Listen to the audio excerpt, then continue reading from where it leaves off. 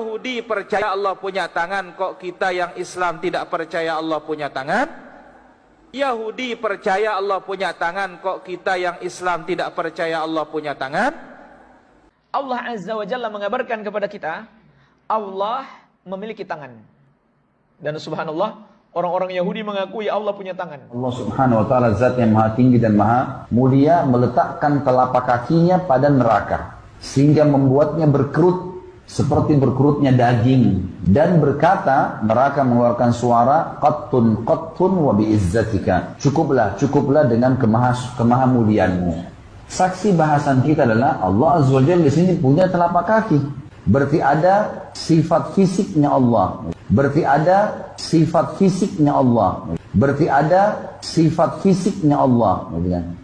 Selain fisik, tangan, kaki, mata, wajah, semua itu disebutkan Allah Azza wa Jalla punya. Allah itu berada di atas langit yang 7, kemudian berada lagi di atas air, berada lagi di atas arsy Allah itu. Orang musyrik aja mengakui tentang arsy Allah. Musyrik dia menyembah patung masih mengakui tentang adanya arsy Allah SWT. Kok ada orang Islam yang tidak mengakui tentang Allah berada di atas langit, di atas arsy? Maka mereka kaget, mereka heran, mereka bingung, mereka aneh mendengarkan dakwah salaf dipelopori oleh Syalbani, Syekh bin Baz, Utsaimin dan lain-lain yang tegas teriak mengatakan Allah berada di satu tempat terbesar, yaitu arsy. Ini aneh bagi mereka. Oh, kalau gitu Allah punya tempat, iya. Tapi Allah tidak bergantung pada tempatnya. Kedua, tempat Allah tak sama tempat makhluk. Kalau kita katakan babi punya kandang tak? Kita punya rumah tak? Sama tak rumah kita dengan kandang babi? Tak. Sama-sama makhluk, tempatnya kita tak mau disamakan. Lalu bagaimana kita ingin nyamakan tempat kita dengan Allah? Allah katakan dia punya tangan, kita imani. Kalau orang katakan berarti sama dengan kita, siapa yang katakan sama? Ente aja nganggap sama. Kita tak nganggap sama, berbeda sesuai keagungan besaran Allah. Monyet punya tangan tak? Kita punya tangan tak? Penetapan sifat-sifat Allah. Contohnya, tadi hadis-hadis yang telah kita lewatkan banyak berbicara tentang sifat-sifat Allah. Contohnya Allah punya wajah. Ya betaghi bidzalika wajh Allah. Sungguhnya Allah mengharamkan neraka bagi orang yang mengucapkan la ilaha illallah dengan mengharap wajah Allah. Baik. Ini menunjukkan Allah punya wajah. Ustaz, maksudnya mengharap wajah Allah itu maksudnya ikhlas. Iya, memang itu maksudnya ikhlas. Tetapi tidaklah diungkapkan seperti itu kecuali Allah punya wajah yang hakiki. Ayat kursi berarti informasi tentang pijakan kakinya Allah. Yang sesat itu adalah pemahaman mujasamah, qadariyah, jabariyah, mu'tazilah. Apa pemahamannya? Mujasamah, orang yang menjisimkan Allah. Mereka yang mengatakan Allah punya tangan, orang yang mengatakan Allah punya kaki, orang yang mengatakan Allah duduk di atas langit, orang yang mengatakan Allah di atas langit, orang yang mengatakan Allah turun terus-menerus sepertiga malam. Orang ini orang mujasamah. Inilah bid'ah yang sesat. Kira-kira saya tanya, pemahaman macam ini pemahaman siapa? Mereka yang menuduh Allah ada di atas langit. Mereka yang menuduh Allah itu punya tangan, cuman tangan Allah tidak seperti tangan kita. Mengatakan Allah punya tangan saja itu sudah bermasalah itu. Walaupun tidak seperti tangan kita. Pokoknya mengatakan Allah punya tangan pasti bermasalah. Mengatakan Allah punya tempat itu sudah bermasalah, tak boleh itu. Apakah Anda berkata, oh binatang ini matanya tidak seperti mataku? Ya memang benar matanya tidak seperti mataku. Tapi Anda kebayang mata atau tidak? Tangannya tidak seperti tanganku. Wajahnya tidak seperti wajahku, semuanya begitu. Lah inilah makanya Mujassimah baru ini mengatakan Allah bertangan tidak seperti tanganku. Ini kalimat yang tidak bermakna. Akan tapi kaum ahli sunnati wal jamaati asy'ariyati mengantisipasi jangan sampai masuk dalam kebingungan di dalam pemahamannya. Karena semua orang punya pengalaman tentang tangan, tentang mata, tentang betis. Makanya ada dua manhaj tauhid, serahkan kepada Allah. Kalau Allah ditakwili, dan takwilnya pun dengan hujjah yang kuat, dalil dari Al-Quran atau hadis-hadis sahih yang mutawatir, bukan asal takwil. Ini adalah manhaj kita. Nah, mujassimah baru itu tidak sampai derajat kafir karena apa? Dia itu masuk pengen keluar. Masuk bagaimana? Menetapkan tangan dan seterusnya. Tapi setelah itu dibikin keluar. Saya tidak mau seperti mujassimah. Maka dari sisi ini mereka tidak dianggap sebagai kafir, tapi mereka telah sesat di dalam berakidah. Jadi sholat di depan mereka sah tapi makruh. Selesai. Mereka menutupi diri mereka di mazhabis salaf.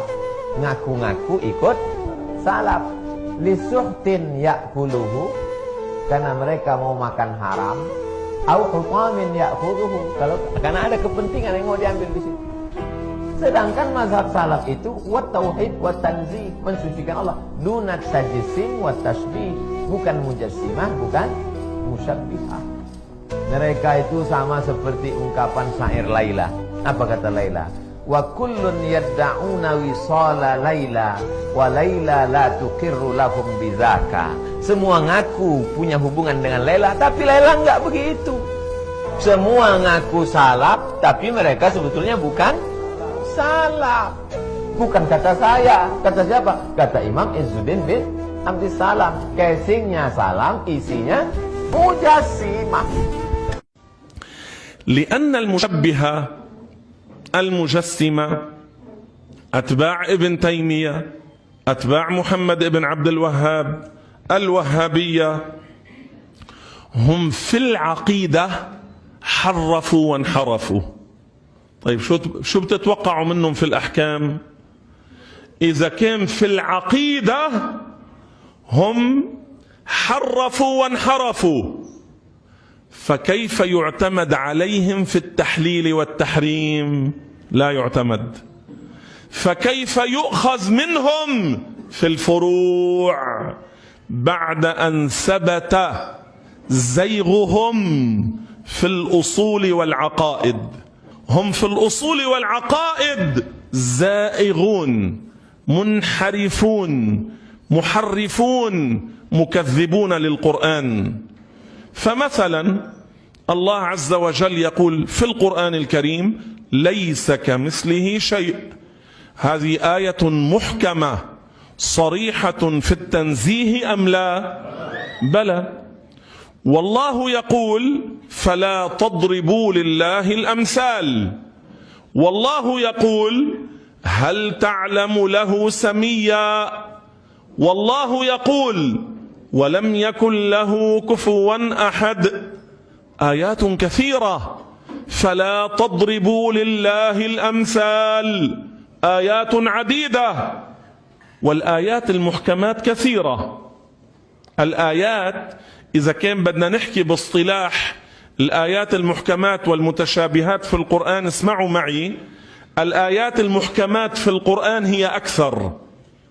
الآيات المحكمات في القرآن هي الأكثر، وهي الأصل والأساس الذي يرجع إليه، كما قال الله في القرآن الكريم هن أم الكتاب.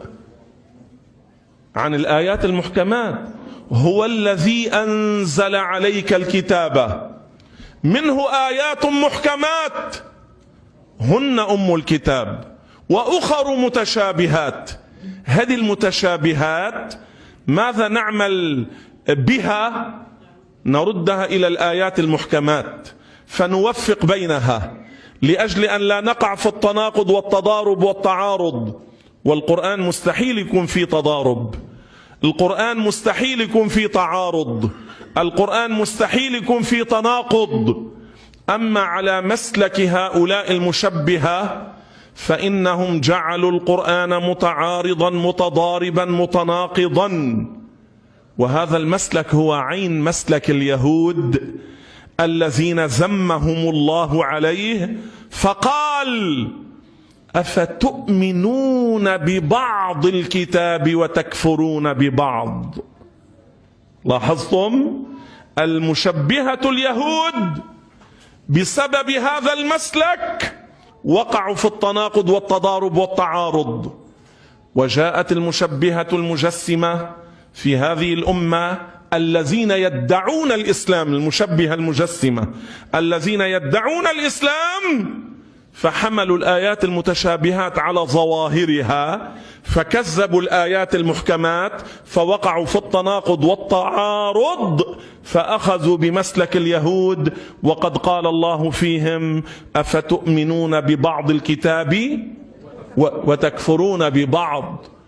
أما أهل السنة والجماعة فقد حفظهم الله من التناقض.